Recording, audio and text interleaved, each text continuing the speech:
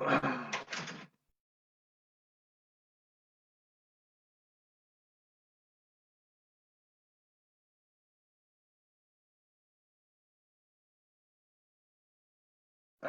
hello. Hello. We got the group coming in. Look at this, the happy hour. Happy hour here on the Is it Zoom. happy hour yet? Hello. Oh, Hi. Katie's gonna charge us a talent fee. She's been on social media all morning. Jack, I hope we can afford Katie Monahan's talent fee. Not a problem. You guys are hilarious. Katie, good to see you. We saw you earlier this morning. I was gonna say, I hope everybody saw me earlier on the Facebook Live. Absolutely. That was great stuff. That was with Open Arms Solutions, is that right? Yes. Julie Collada had asked me to participate, and luckily my medical director, Dr. Kuljit Kapoor, was able to join us as well. It was pretty awesome.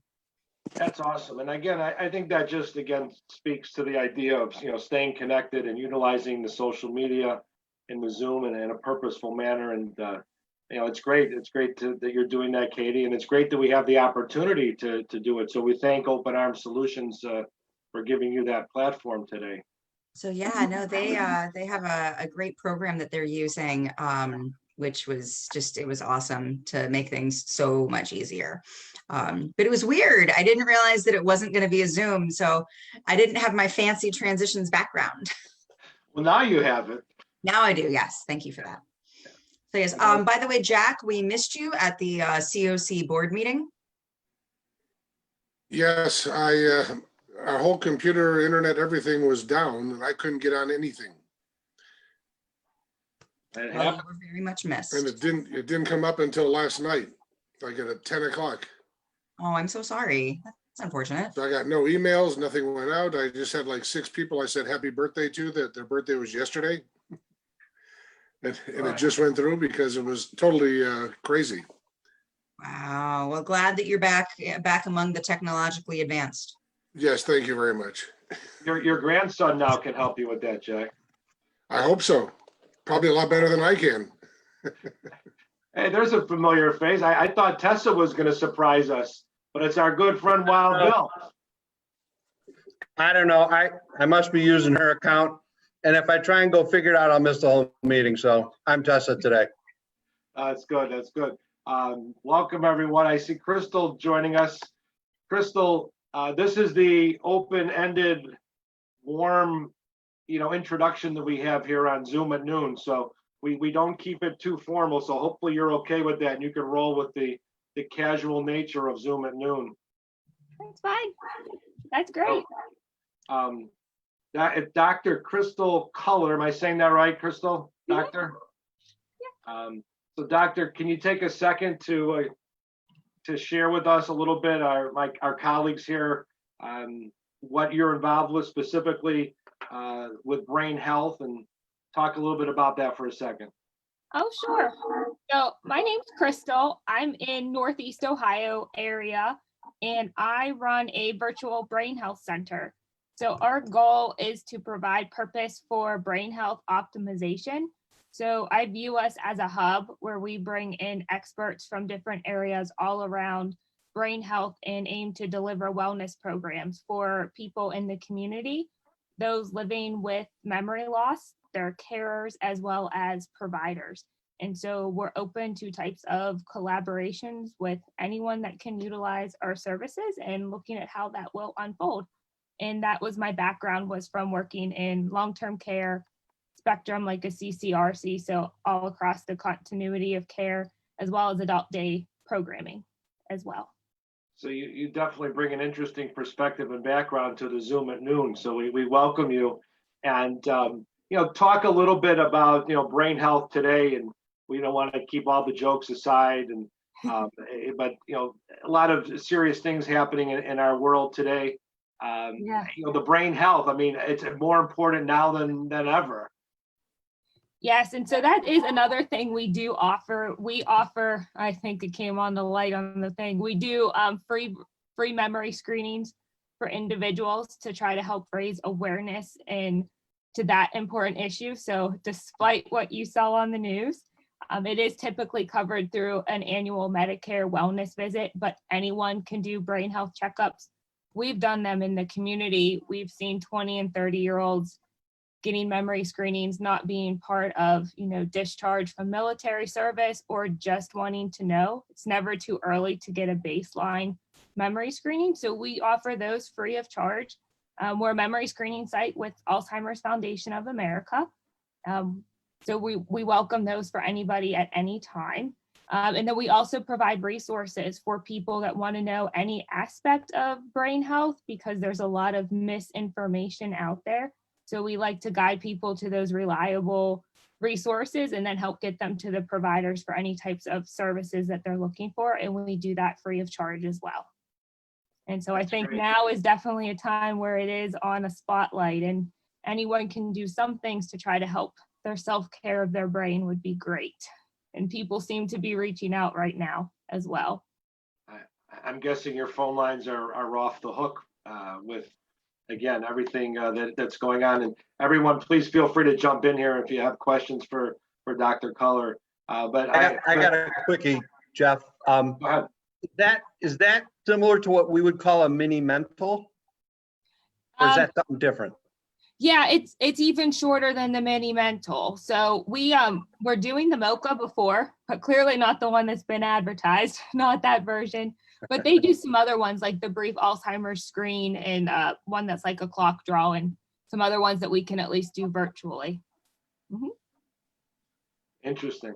But I'm guessing, again, all kidding aside, there's been a huge uptick with COVID and obviously with the election news. A lot of interest and inquiries regarding brain health. Peace of mind.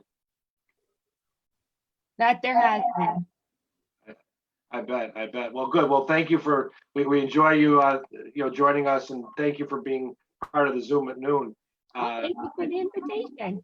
Absolutely. But again, it's a very interesting time for us, and wanting to stay focused and stay positive. And I think one of the topics that actually I read about in an article is the reputation that, whether it's a healthcare provider, a hospice provider, a community provider, the reputation that we have out in the community. Is it from the families, our current customers?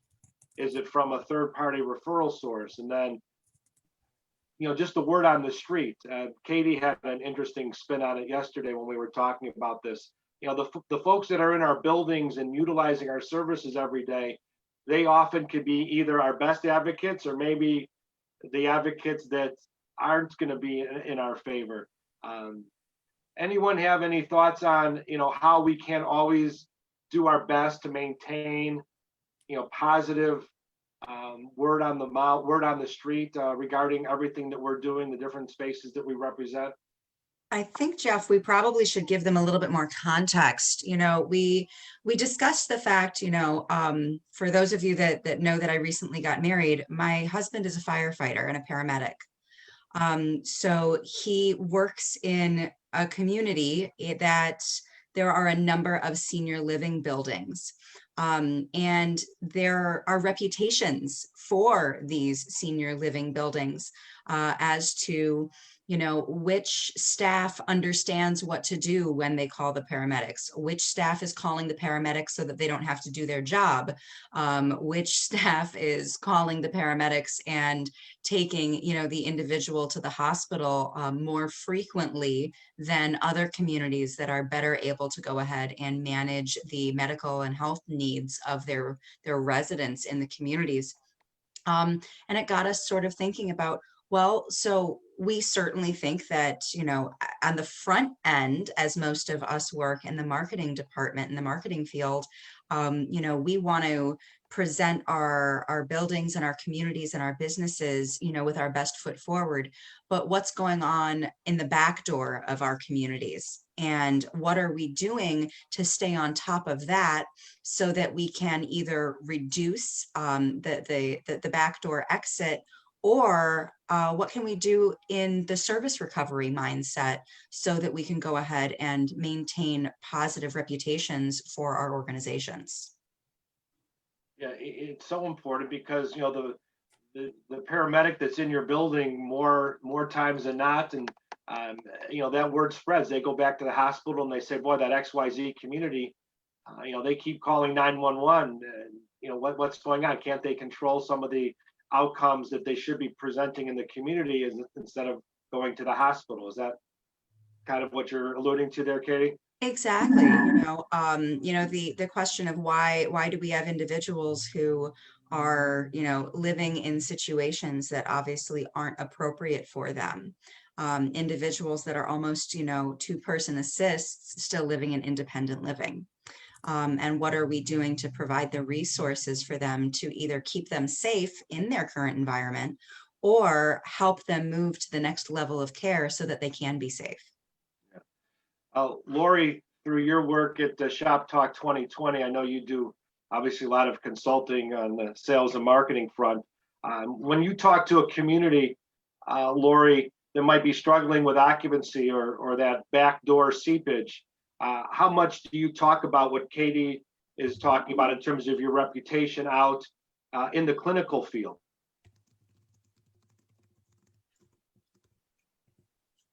Lori, Mike.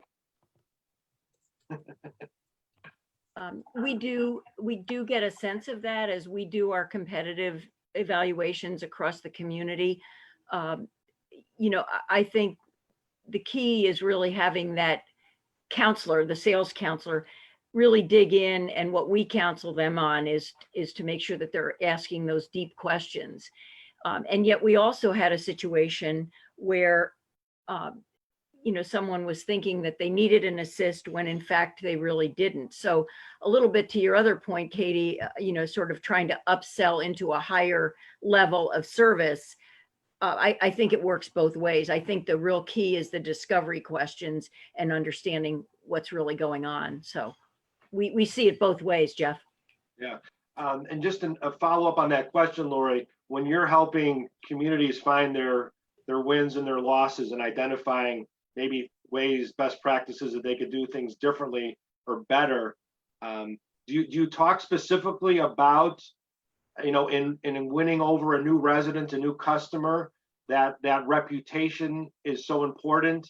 Because more than just the rapport with the salesperson and the feeling that they get when they visit, as far as the word on the street, what's the word on the street about XYZ community? Yes. You talk directly about that?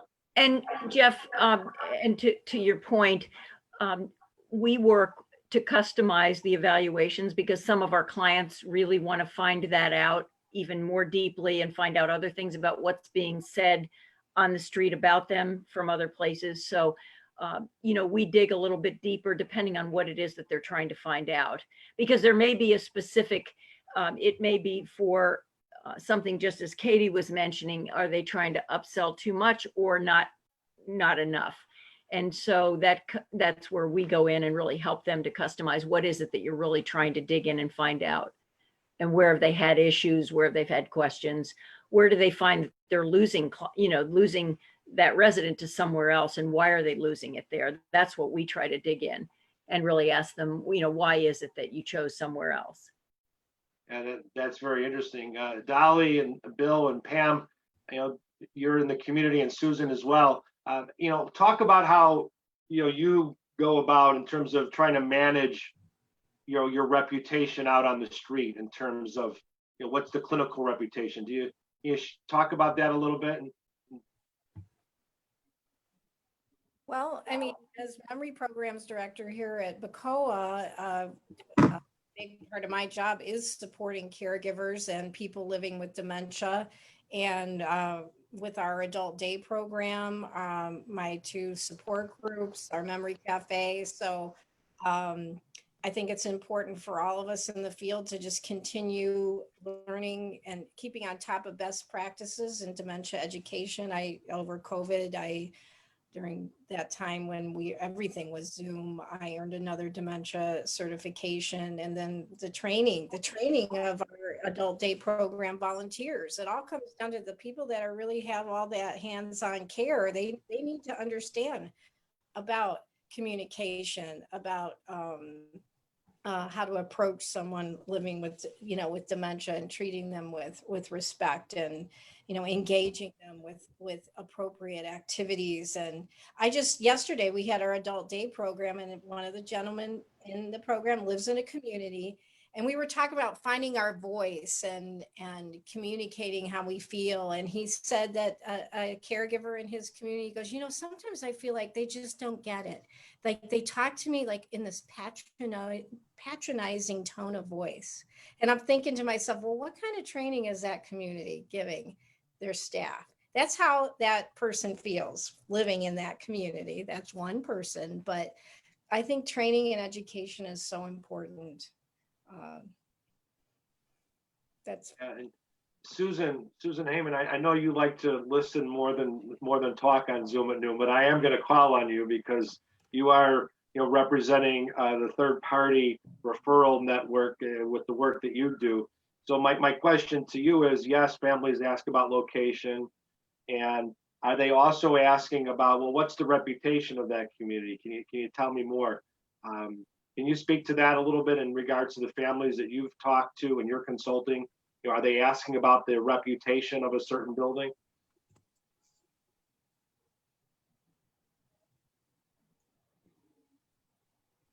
Thank you. There I you think go. the families are pretty savvy these days, and I think they're more interested in the services as opposed to the bells and whistles of the decor. I really think that's becoming a lot more apparent. I will make one suggestion that my partner in Houston sent a webinar, and I thought this was fascinating, and I think this will help all of us as, how do I explain this? In regards to the notion of skilled nursing or nursing homes, this webinar was suggesting that we recategorize ourselves as to senior hospitality. And I thought that was so great because it gave a positive spin to everything, and it didn't have the negative connotations that a lot of people think of. So I think that's one helpful thing that I can add. And because a lot of people are still under, the old mindset of, oh, I'm not going to put mom in a nursing home. They have no idea, what other things are out there. But I do think that they are more focused on the services as opposed to, as I said, the bells and whistles. That's interesting.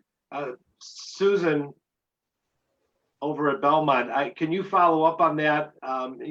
Susan was talking about, the hospitality piece, but is it really what folks, especially today, are just focusing on?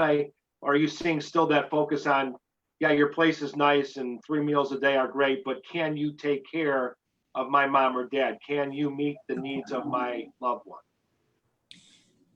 We're hearing here at Belmont Village, the focus is on care and programming. They have gone through COVID and they have seen that, isolation and lack of stimulation all has had an effect on their senior loved one, be it from an assisted living point of view or a memory care point of view. So when they come to discuss moving to Belmont Village, it's the programming hook, it's the socialization. When we were in lockdown like the rest of the world was, and everyone was in their rooms, not eating together, any of this nature, people were not anxious to have their loved ones move to a situation where it's just like staying home. So the big push is the programming, activities, good food, of course, and how long will you let visitation go on outside? Because right now with the IDPH, we do not have any internal visitation. We only have external visitation. So those are the key points when you're looking at Belmont Village.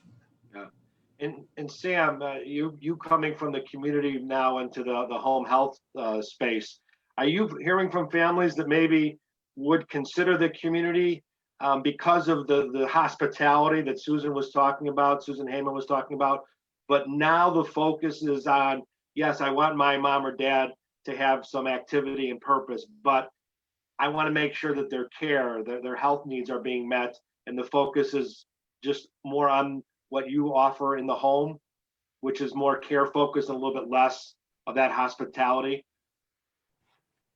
Yeah, I mean, we've seen some of that. When people call us and they're looking for home care services versus moving to a community, their biggest concern is not being able to see their loved one if they move into a community. And sometimes we're a good solution for people, and sometimes people really do need to be in a community. And if that's the case, then we provide a lot of education and guidance for people. Certainly appreciate them wanting to consider us, but home care isn't always the best setting. And if it's not, we need to talk them through that and help them through their concerns so that they truly understand what's best for their loved one. When you're having that consultation with the family, that's a great point, Sam. I mean, what are things that you're hearing that might indicate, you know what, this person really should be in a community, or really this person really needs home health care? Are there any things that the families say that really give you a direction one way or the other?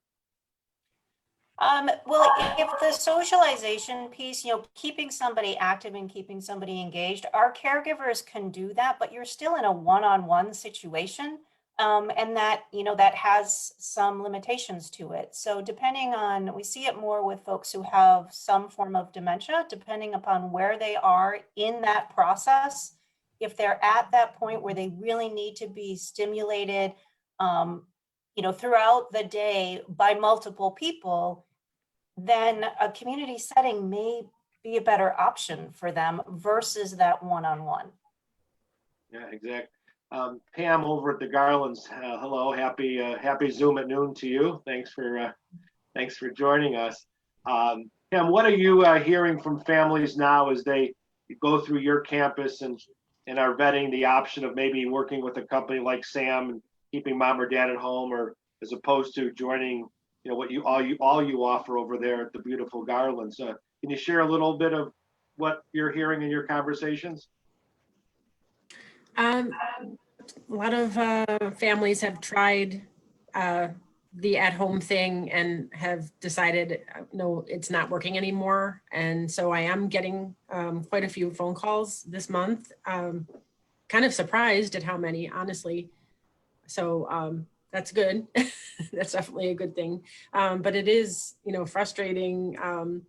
What I normally sell on is the socialization and the activities. And here we're like, hands are tied, and families want, the safety, and they respect that. But at the same time, they are frustrated also, and, want to see more activity and more socialization and more visiting allowed. So, it's a mix. So sometimes people are, they say, I'm ready to do this. And then I'll call them when I have an opening and they say, can I come in and visit in the apartment? And I say, not yet. And then they say, I'll wait till after COVID. And it's like, okay, well, you may be waiting a long time. We don't know how long that's going to be.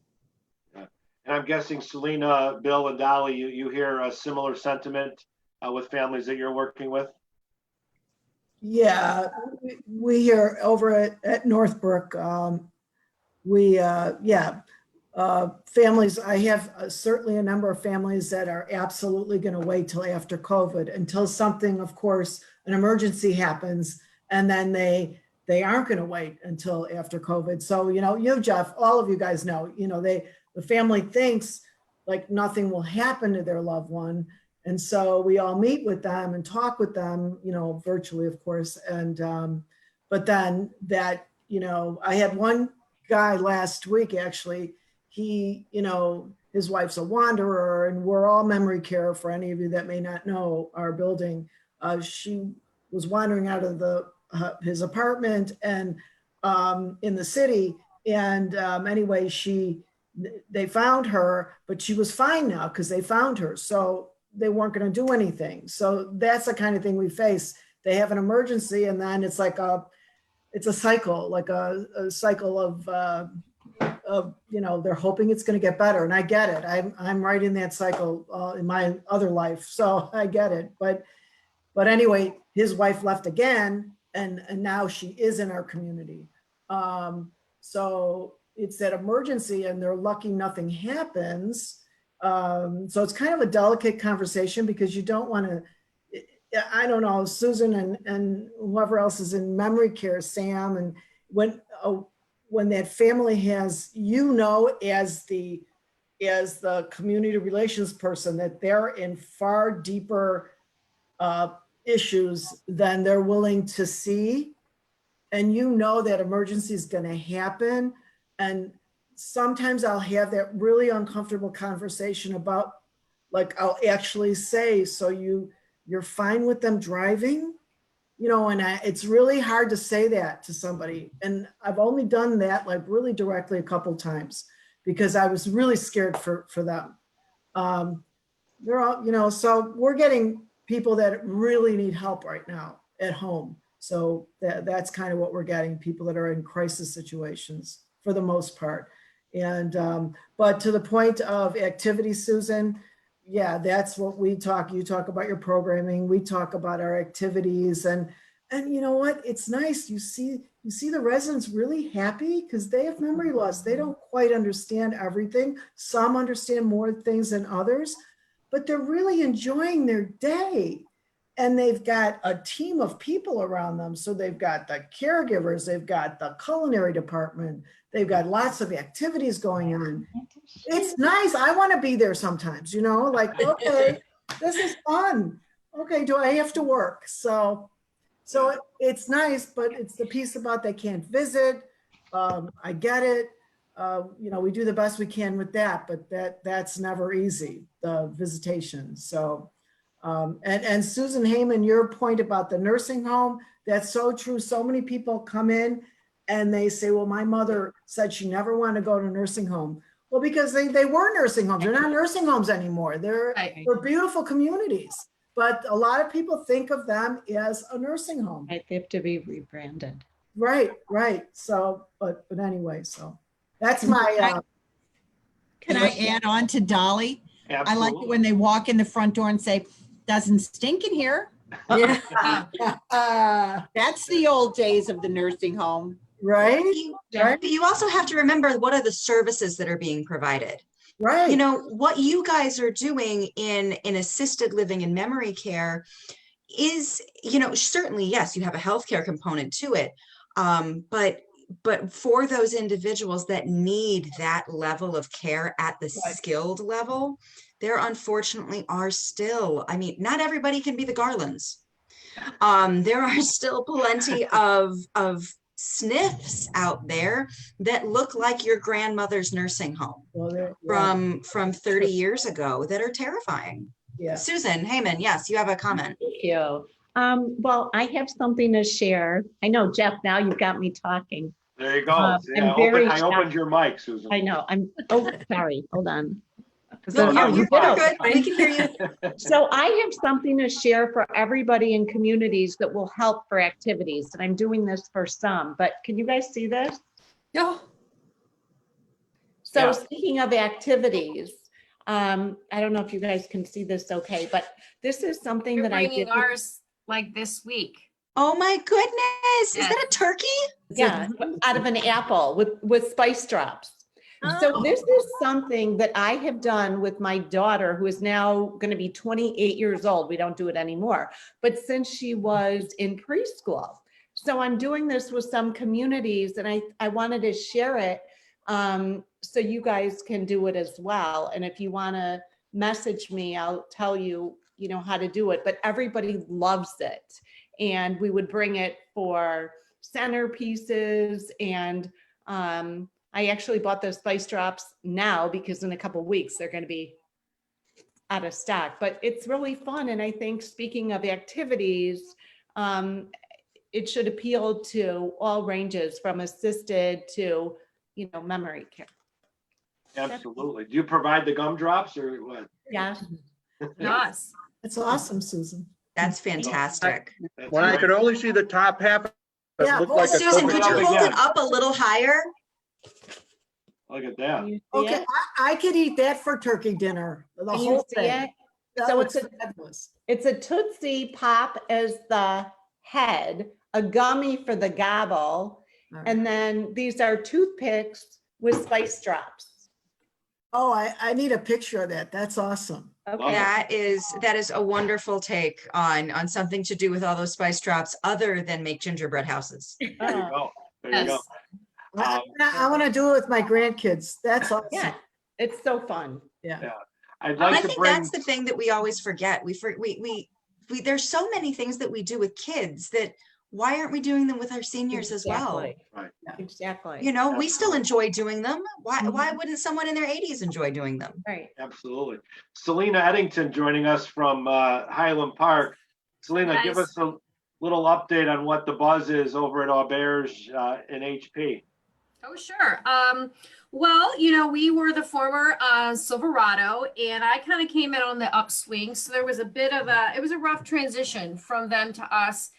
And so my goal has been just laying the pipeline of who we are, what we're doing, how well we're performing, what we offer. But to piggyback off of some of what Dolly said, was my goodness, I came from a community that was predominantly independent, assisted, then memory care. So assisted and memory care were smaller. And to see that transition of COVID come in and to see your residents start to decline because everything that we had sold them about mom's not going to be at home alone, she doesn't need to drive, or she doesn't drive anymore. Well, guess what? She doesn't need to. All of that was stripped away, and that was heartbreaking, one. So as we've come along, and I really feel like the burden is on us because everything was so stripped down that when I talk to families now, I say, look, we've really started back at square one, and all the things that we've offered, it really is our job to figure out, okay, how can we do this now, but just do it safely?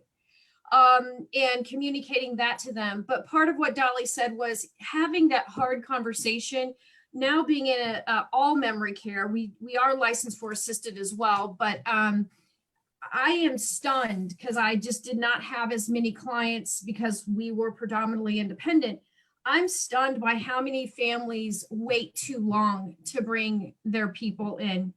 It's just such a dynamic of trying to satisfy the consciousness of the families, which is always part of the senior cell.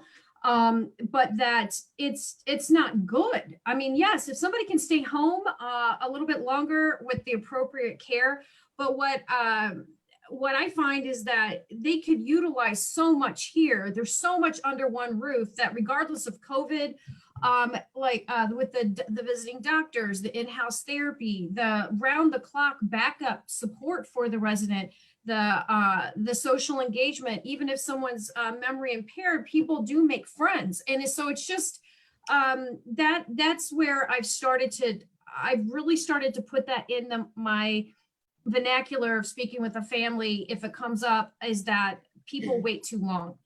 And just to put that seed in there that maybe you need to rethink this. So, but we're excited. I mean, we're doing well.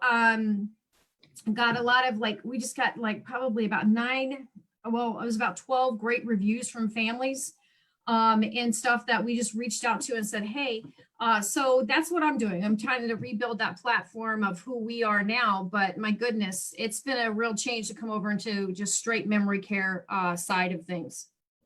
Very interesting. Bill, can you piggyback on Selena a little bit? You're sort of up the street from Highland Park where Yeah. you're camping out. What's the tone, the vibe in your senior lifestyle building? Good. It's so from what everybody's saying, and Selena, I would say absolutely right. They wait too long.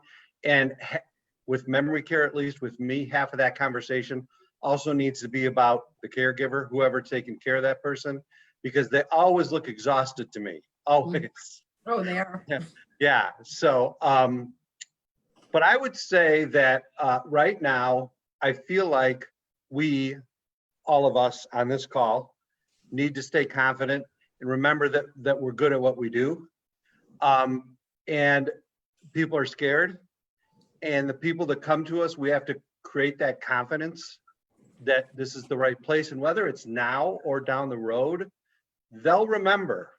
I think it's more true than ever that people are buying you as much as they're buying the community. And they may come in here saying, I'm not doing this till COVID is over, but then there's something might happen and you have to remember that they need to remember you as much as anything else. Because I really think now more than ever, they're buying us as much as any community or programs or care or anything, because it's a really, really hard decision, I think, right now for families. And we're here to help them make that decision. And I think it's almost as important to let them know that no matter where they go, that we truly believe that senior living is the place and a good place for their family members wherever they go. And to be honest about COVID, we got to be honest, man. We had some people move in the other day, and they came in and they said, "Well, you didn't tell us that you had quarantine and assisted living," and we're like, "Well, you're moving into memory care," and they were very upset that we didn't tell them. So I think we got to be upfront too. Absolutely. You guys, we're working harder than ever, I think. That's me. No, I think, the transparency piece, I mean, Lori, from a consultant standpoint, I mean, that's got to be, I'm sure, one of the number one things you talk about is that transparency and letting families know, hey, this is what's happening now. And Right. because I'm sure, Bill, your team was able to finesse that and make it comfortable. But Lori, that could be a sticky moment if you're holding back some information, right? Because that's where your reputation comes in. Exactly. I think I'm seeing you as Tessa, Bill. I agree with what you're saying, is that you really have to make sure that you're sharing openly, because it's often been about that. It's about the communication between the sales counselor and the person to have that trust built up, that you feel that you're confident that they're really sharing what's really happening. So, and I think what we also see is that if we're talking to, the family, and they're talking to us as the family, because that's what we do a lot of times, is go in as the family, to really be honest about what is the support that's there at home on 24 hours a day, and to be real about that, because it's a very exhausting, emotionally draining caregiving situation. And I think when you talk about, I think it was you, Celine, you've moved around, Selena, about waiting too long. I think that's really a very important message, is making sure that you don't wait too long before something happens. And then you are in crisis making a decision, as opposed to making it when you can make it from a more rational point of view. We're seeing that most right now with our home patients at hospice, whose family members brought them home and decided that they were going to care for them in the home so that they could go ahead and see them. And even with the care and provision of hospice, they sometimes don't realize that 24-hour care means 24-hour care. It's underestimated. Exactly. It's not caring for a newborn. Yes. It's caring for a full-fledged adult, and dependent upon where they are in their care. You're up with them every 2 hours, just like you are with a newborn, but it's a lot more. So, we're lucky enough to have our Vigil Sitter program that allows for that overnight care, to give the family a break, especially when the patient is transitioning. But I mean, thank goodness for the home care companies out there that are able to go ahead and provide that. And I know they're having as much trouble staffing as the rest of us are. But, again, when people are understanding that they can't do it at home, thank goodness you guys are there as communities to go ahead and be that backup and make that lifestyle better. My question to everyone, though, in a community, we do have a rise of COVID cases in Illinois, and we are seeing spikes. We're starting to see that more in communities. Do you feel like we're going to see another lockdown in our communities and, and really prevent people from coming in and Yes. isolate our seniors again in their apartments? Do you think that's something that we're going to have to do again? Here in Arboria, we are technically locked down. We're not allowing any visitors, families from coming in to visit. And our residents are limited to what we call our hallway activities, limited to 3 or 4 folks. So we're experiencing it right now in Long Grove, very much. Yeah. Selena, and you said you were about to comment too, right? I was going to say, yeah, I believe it's coming. I have a friend who is part of a new community.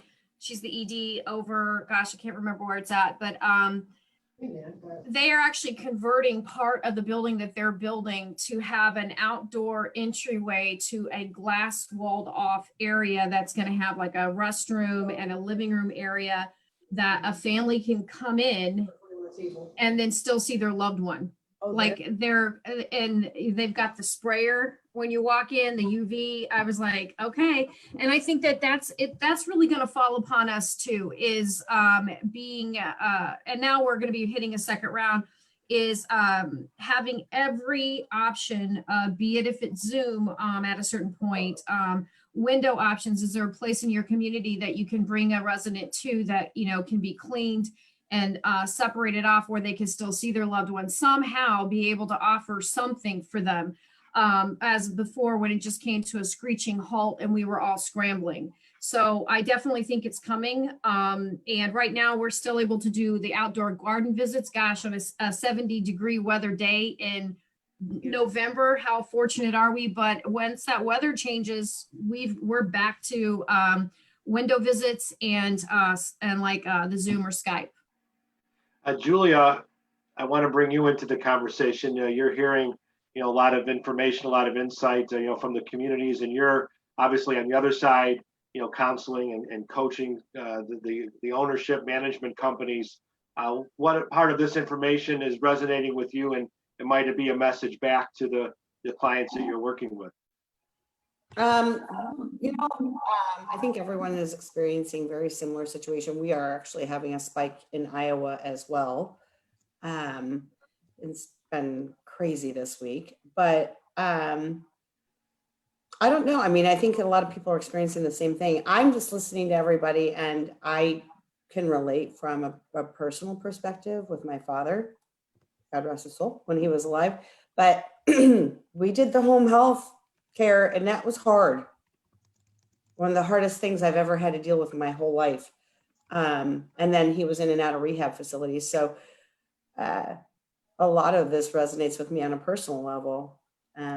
Just listening to it going, wow, yeah, I remember everything. And COVID wasn't around a year and a half ago. So add that on top of everything else.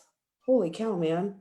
I really respect what all of you do. I mean, all of you, from a marketing aspect, the nurses, everybody within the facilities. That's why I come to these things, because I'm just always in awe.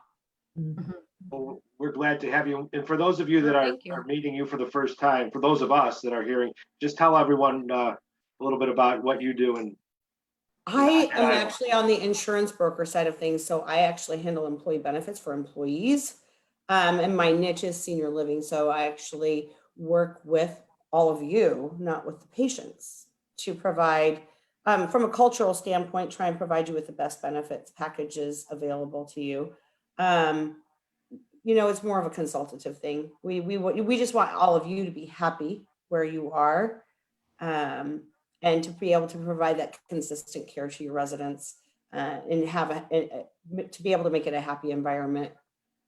I think it starts with all of you, and it just goes down from there. So thank you for everything that you are all doing.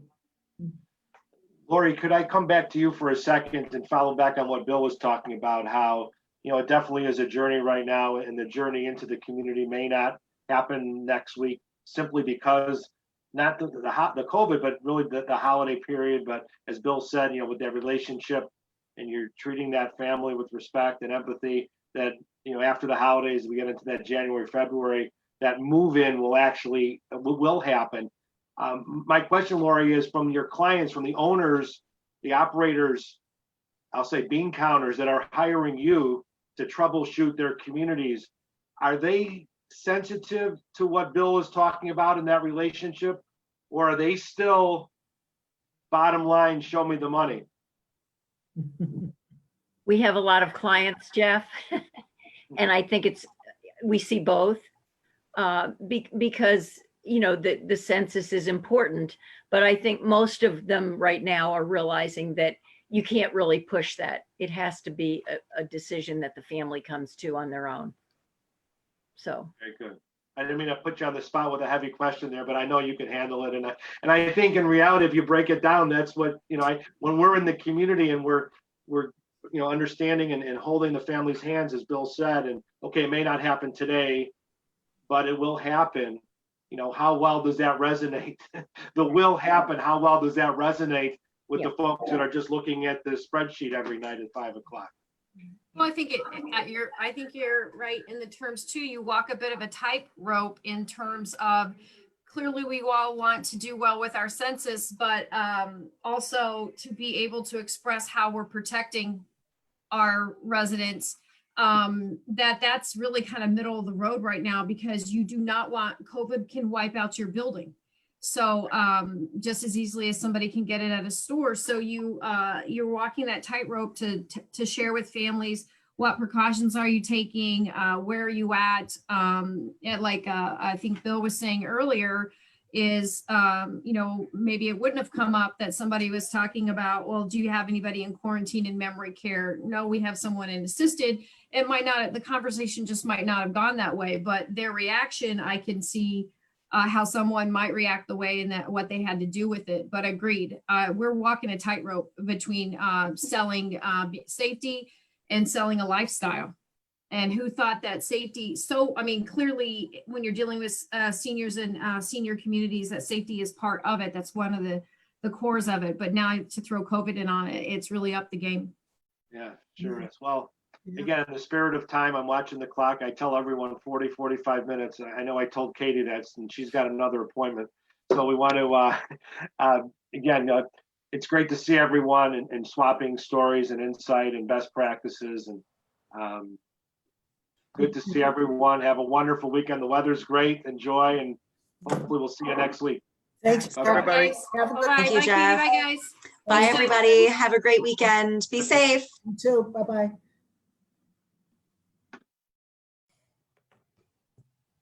Thanks, Katie. Thanks, Selena. Absolutely. Katie, My you're a pleasure, pro. Jeff.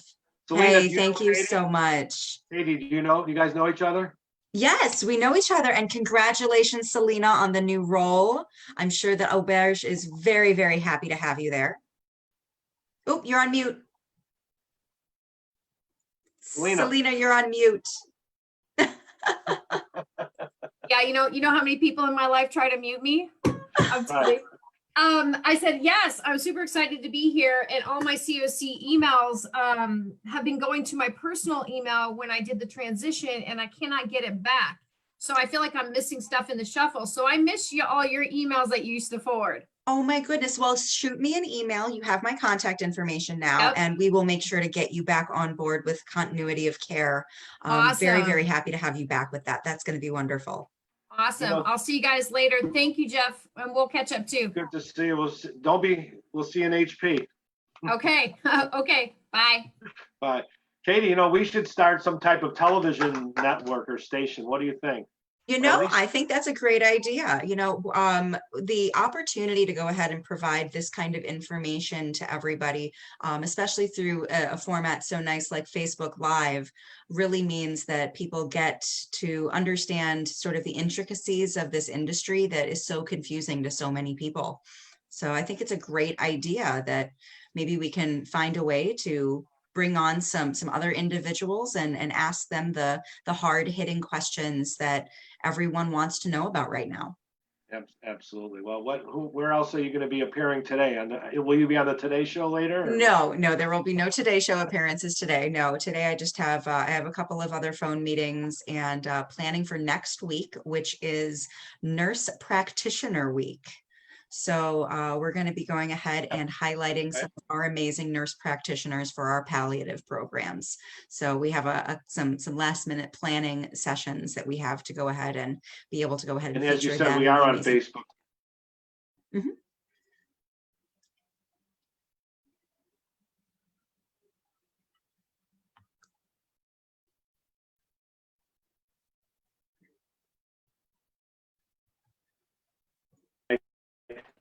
I think it's if we don't care for them. And have I'm the- sorry, you were on my end, it was very unstable there, so I missed most of that. I Oh, I said, apologize. yeah, the internet connection is unstable. I guess maybe I went over my time. I only bought 45 minutes of time, so I. All right, we'll see you later. Absolutely. Have a good one, Jeff. See you. Bye-bye. Bye.